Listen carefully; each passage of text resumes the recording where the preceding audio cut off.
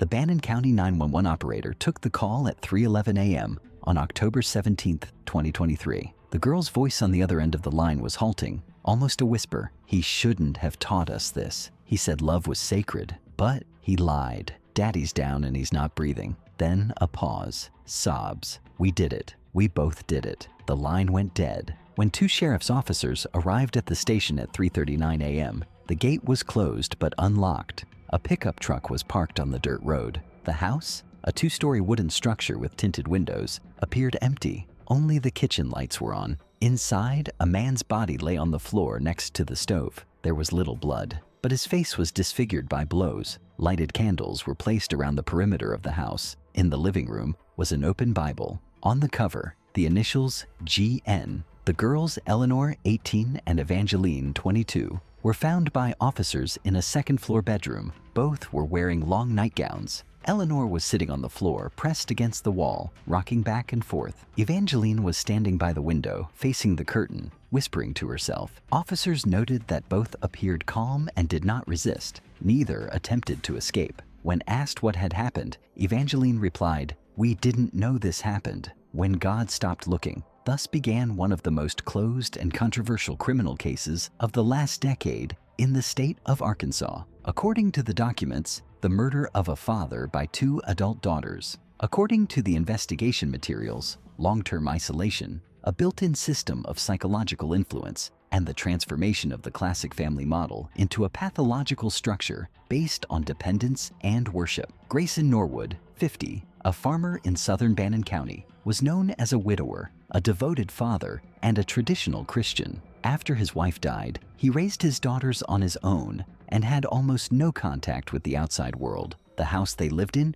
was 15 kilometers from the nearest paved road and had no landline. Electricity was generated by solar panels, water came from a well, and heating was wood. Social services, school inspectors, and local authorities rarely remembered the family's existence. Formally, everything was fine. Evangeline left school in the 8th grade. Her father arranged for her to be homeschooled. 4 years later, Eleanor followed suit. The paperwork was done without any irregularities. Tests were taken and the curriculum was marked. However, in practice, both girls were completely subordinate to their father, rarely left the farm, had no access to the internet, and had no close-in age contacts outside the family. According to one of the investigators, the first alarming factor was not the murder itself, but the girls' behavior at the time of their arrest. Not one of them showed signs of panic. There were no hysterics, denials, or attempts to explain what had happened as self-defense. The interrogation protocol, conducted 6 hours after the arrest, contains a phrase that Eleanor said without emotion. "He taught us that love for our father is the main virtue. We became two good students." According to the preliminary conclusion of criminal psychologists, a closed, emotionally dependent micro-community system had been forming in the Norwood home for years. The main figure, the father, not only controlled the daily routine, food, and education, but also consistently instilled in his daughters a special concept of a pure family union. These views, recorded in his diaries, did not coincide with religious or moral norms. It was about the gradual erasure of the boundaries between the roles of parent and partner. However, there was no evidence of prolonged violence or coercion, no complaints, medical examinations, statements, or interventions by services were recorded for the entire period from 2009 to 2023. All processes took place inside the home in complete isolation under the cover of formal compliance with laws on education, private property, and family autonomy. The investigation established that Evangeline and Eleanor had been keeping personal diaries for the last 2 years. They contained coded phrases, religious quotes, declarations of love for her father, and internal conflicts. One of Evangeline's entries, "If love is a sin, then who taught us it? He didn't forbid it. He said we were pure." These materials later formed the basis of the charges. Investigators came to the conclusion that the girls did not act under threat, but committed the crime based on an emotional and psychological collapse that developed under conditions of complete dependence and distorted morality. In the first month after the murder, Bannon County investigators worked under strict confidentiality. The house was sealed, the farm was cordoned off, and the sisters themselves were transferred to an isolated medical facility under the supervision of psychiatrists. Even during the preliminary interviews, it became clear that there was an alternative moral structure within the family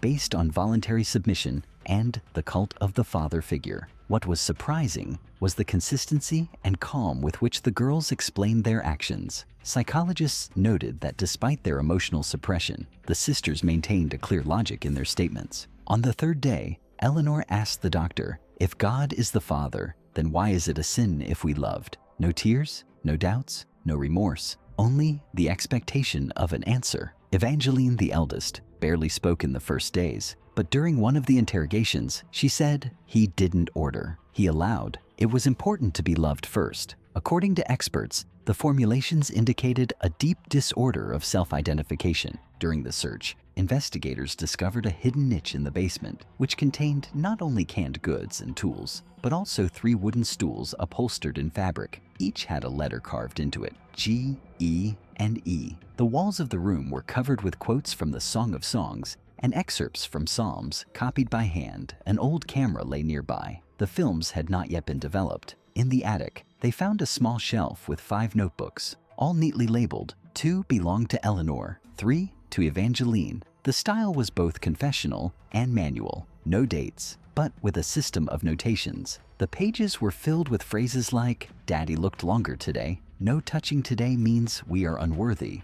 or "He let me sit next to him tonight, so we are forgiven." The FBI specialists involved in the case classified the discovered recordings as high levels of indoctrinated quasi-religious thinking. In other words, the girls had developed a strong idea that what was happening was not only the norm, but also a mission. They felt no guilt, no fear, no shame. On the contrary, they perceived the violation of boundaries as a form of blessing. The very fact of physical intimacy with their father was a reward for obedience and proof of their chosenness. In one of Evangeline's notebooks, they found an entire chapter entitled Testing. In it, the girl describes in detail how her father left them several times for a day without food, forbidding them to talk to each other in order to check which of them was purer. According to her, the winner received the right to read aloud from the Bible while sitting on his lap. Such tests took place regularly. The old flash drive found in the safe contained photos and videos. Not a single explicit scene, but almost all of the materials showed scenes of domestic rituals. Girls in white clothes, sitting on either side of their father at the table, reading in complete silence. In one recording, he said, "And may they not know evil, for in this house there is only light." Psycholinguists later noted that the speech in the video was more reminiscent of a sectarian sermon than a parent's speech. An examination of the digital footprints revealed that the family had completely cut off all outside contact for the past 7 years. No banking, no social media, no emails. Everything that came in and out of the house was controlled by Grayson himself. The medicine cabinet was stocked, but almost all the packaging was expired. The girls had never been seen by a doctor. They weren't even registered as patients. They were listed in the county medical system based on their last visit to a therapist at the ages of 8 and 12, respectively. One of the officers involved in the case noted they weren't living,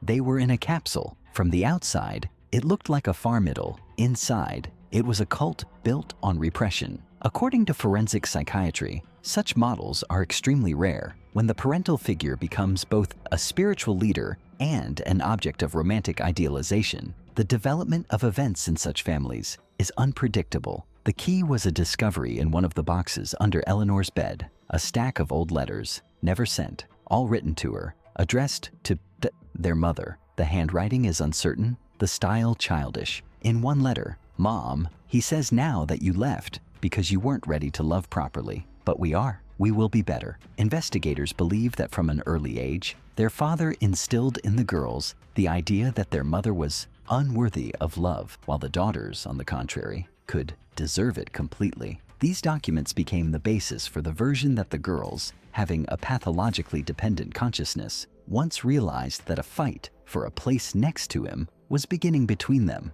When the father began to show more attention to the younger one, the older one felt threatened, and then she suggested uniting. According to investigators, October 16th, 2023 was nothing out of the ordinary. Cameras at the entrance to Marchfield captured the Norwood family's pickup truck At 11:12 a.m., the father and both daughters visited the grocery store. The purchases included flour, candles, powdered milk, bandages, and 2 glass jugs. Officers noted that this time, Eleanor got out of the car first. Evangeline had always done so before. It took her father 3 attempts to stop her and point his hand back. She returned to the car without protest. The salesman, questioned later, said that for the first time in his life, he had heard the older girl ask him to pay for the order herself. Grayson wouldn't let her. He looked up at the cashier and said, "The girls aren't ready to be responsible for their choices yet." This phrase would later be included in the court file as a description of his control model. Return home is recorded at 1:03 p.m. The last recorded internet request from the laptop in Grayson's office is at 3:28 p.m. A search for the word apostasy. It is a term for apostasy from the faith. That evening, Eleanor says, her father performed a rite of forgiveness with them. He sat them both in the living room, had them put on white nightgowns, lit candles, and read aloud from Ecclesiastes. After the reading, he raised his hand and asked Evangeline to stay behind so Eleanor could leave. She complied, but later wrote in her diary, "I stayed outside the door. He knew I was there anyway. He did it for both of us." The investigative experiment showed that the walls of the house were not very soundproof. Everything that happened in the living room could be heard on the second floor. The content of the events that took place between Grayson and Evangeline remains a subject of investigative secrecy, but a medical examination later recorded physical contact that does not indicate violence, but violates the norms of family relationships. After the ceremony, the father locked himself in his room. The girls were left alone in the kitchen. Eleanor took a notebook from the closet and put it on the table. She asked her sister, "What if he chooses only you tomorrow?" There was no answer. Evangeline looked at the notebook for a long time, then whispered, "We may be one flesh, but he will make us strangers." At Irahulsro 42 at night, infrared cameras were triggered by movement inside the house. The investigation established that the girls simultaneously left their rooms, went to the pantry, and took the items they used later, a kitchen hammer and a candle. In their testimony, they indicated that they had not agreed in advance, but felt the moment. The psychiatrist called this a synchronous reaction in the context of general psychopathology. Around 00:57, they entered their father's room. He was awake. According to the autopsy report, the first injury was to the face, then a series of blows to the back of the head. Grayson tried to get up, but fell. Internal bleeding occurred after 2 to 3 minutes. All the blows were delivered with varying force. Based on the examination, it is stated that Evangeline struck first, but Eleanor's blow was fatal. They then covered the body with a blanket, lit candles around the room, and opened the Bible to a page with the phrase, "Whoever loves his father more than me is not worthy of me." Later, investigators would view this as an attempt to ritualize the act, justifying the murder through religious symbolism. Evangeline offered to stay with the body until dawn. Eleanor refused, going to the bedroom first. 40 minutes later, she dialed 911. The psychiatrist who interviewed her noted that the call was not prompted by remorse, but by a desire to complete the process, to create a point after which the decision would be irreversible. When officers entered the house, both were calm. The report states there was no sign of panic or attempt at staging. Both girls seemed to be in some other, complete story in which we were just spectators. After her arrest, Evangeline wrote a fragment of a phrase on the wall in her cell. "If a father is the beginning, then death is the end of the beginning." Her handwriting was neat. Under the text was the date, October 17th. The day after their arrest, both girls were placed in isolated rooms in the district's medical unit. Under 24-hour surveillance, the investigation decided not to conduct a standard interrogation immediately, citing the need to assess their mental state. However, within the first 24 hours, investigators had already obtained indirect confessions in the form of conversations with medical personnel, recorded in shorthand and recorded in protocols. On the third day, Evangeline asked the nurse, "Have you ever killed for love, or do you love only so that you are left alone?" She later clarified that she did not regret it because otherwise they would have become enemies. By they, she meant herself and her sister. Eleanor, in turn, repeated several times, "It was my idea. I was just waiting for her to pick up something heavy first. These phrases became the starting point for the investigation's understanding. There was no real collusion between the sisters. There was mutual adjustment against the background of one source of pressure. Of particular interest was the material found in a shoebox under the desk in the father's bedroom. Inside were 11 letters, unopened, without stamps, but signed for her. The paper was yellowed. The handwriting was neat and masculine. Psycholinguistic examination confirmed. The author was Grayson. The addressee, in all likelihood, was the girl's late mother. However, the content of the letters did not concern her directly. They were written as if on behalf of the future perfect woman who will never leave, will not get sick, and will accept love without fear. One of the letters contains the following passage: "I am preparing them, not for myself, for order, so that the world is not distorted, at least in one point." The phrase was circled in red pencil. Later, experts would note that Grayson probably consciously formed in his daughters the feeling that they were not just children, but his mission. At the same time, the transcript of the tape recorder found under the pillow in Evangeline's room began. The device contains 24 recordings, ranging in length from 2 to 20 minutes. In one of them, the girl reads the Bible and inserts personal comments between the lines such as, "If I am pure, he will kiss my forehead. If not, he will turn away." In another recording, she can be heard quietly saying, "Eleanor is waiting. I don't want her to wait. I want him to choose, but he is always silent when the night comes." On the 6th day after their arrest, the sisters began to talk about the events more openly for the first time. Eleanor, during a psychiatric interview, suddenly said, "I didn't want him to die. I wanted him to see how scared we were, but he didn't scream. He just watched, like he was waiting." She would later add that she didn't feel like a killer. "It wasn't me who hit him, it was us. And if I had been alone, I wouldn't have done it." But unlike the younger sister, Evangeline began to distance herself. She refused to communicate with her sister, demanded a separate lawyer,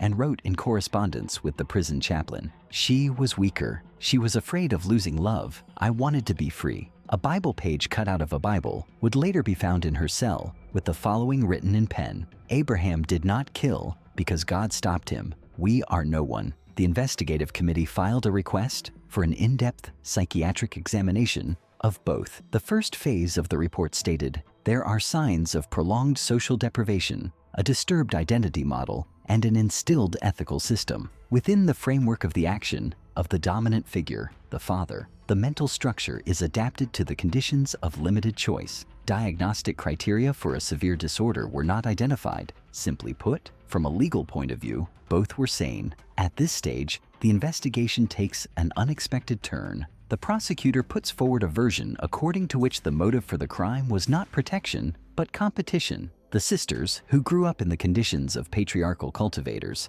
at some point ceased to be allies. Jealousy appeared, then aggression, then collusion. But this version will not be fully accepted in court, since it is impossible to prove the intention to share power over the father. When Evangeline was asked by her lawyer if she felt like a victim, she replied, "He became a victim when he gave us the right to choose. Before that, he was a king. Then, he became a man." Eleanor responded differently to the same question. "I thought we were in heaven, and when I woke up, he was already dead. I guess I woke up too late." By the time the investigation was completed, 432 documents had been collected, including diaries, audio, psychological profiles, and materials from the home. Not a single one of them contained any direct evidence of coercion. All that was there was voluntary participation in a structure created by one person and reliably reproduced by two others. The trial of the State versus Norwood sisters began on March 11,